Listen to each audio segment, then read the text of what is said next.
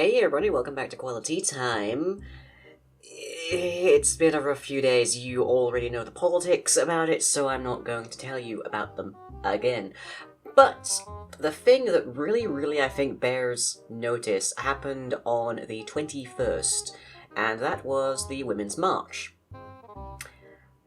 which garnered about 500,000 people in its central event in Washington, D.C. alone, and about 2.6 million people globally, which included sister events on every continent, including Antarctica, where penguins marched. I'm not even joking about that. That's the kind of thing you would expect me to be joking more about.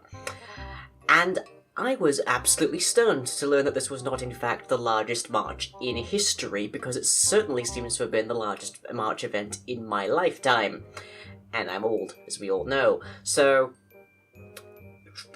I was stunned, I have to say. Also, word on the success of Bunker Jam. A lot of people came along, we had a lot of new faces. I don't think that my Twitch stats have ever been higher, but I kind of expected that. But anyways, that is it for the news of the week. So if you haven't already guessed, that's mostly politics. If you want to check up on the news, you can check out Wikipedia. I pretty much guarantee Wikipedia has one of the best readouts currently, because it completely ignored the inauguration.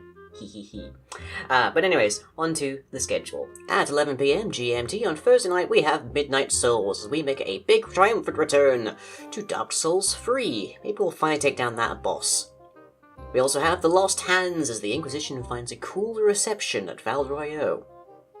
On Friday, it's an episode of Dungeon Maker, as we take a break from slime hunting to get to work on the grinder construction. On Saturday, it's Dungeons & Dragon Hat's Anima at 9 PM GMT over at twitch.tv/thedragonhat. On Monday, it's an episode of Fox Team Alpha, as we try some wacky fun times with the custom game modes of Overwatch. On Tuesday at 9 PM GMT, we have Yog Dwarves Live number 74. Come along and see some dwarves do stuff. And we also have an episode of Edgington, where it has been a busy night. Here's what the dawn looks like. Lastly for the week, on Wednesday, it's an episode of Maiding 2, as the engineers confront the maid with their concerns. And on to the questions. So, of course, these are always drawn from the comment section of the preceding video. If you have anything you want to ask me, drop it down below. I don't answer everything, but I do answer a lot of things. So, let's go.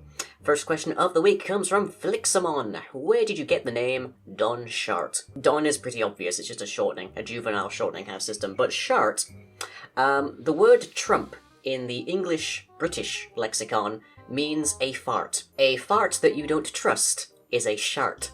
So, naturally, Don Shart.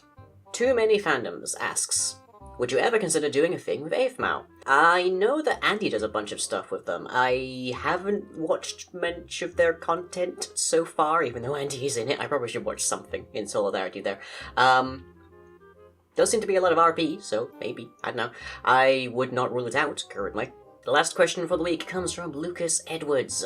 Where do you get all of your inspiration from? I watch a lot of other creators, keep tabs on stuff that's going on, I do a bunch of reading, I mess about a lot of stuff.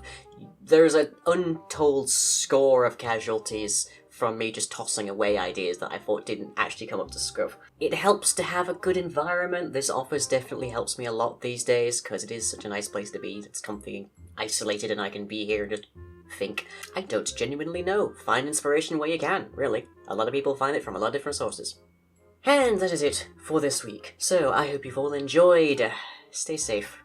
I'll catch you all next time.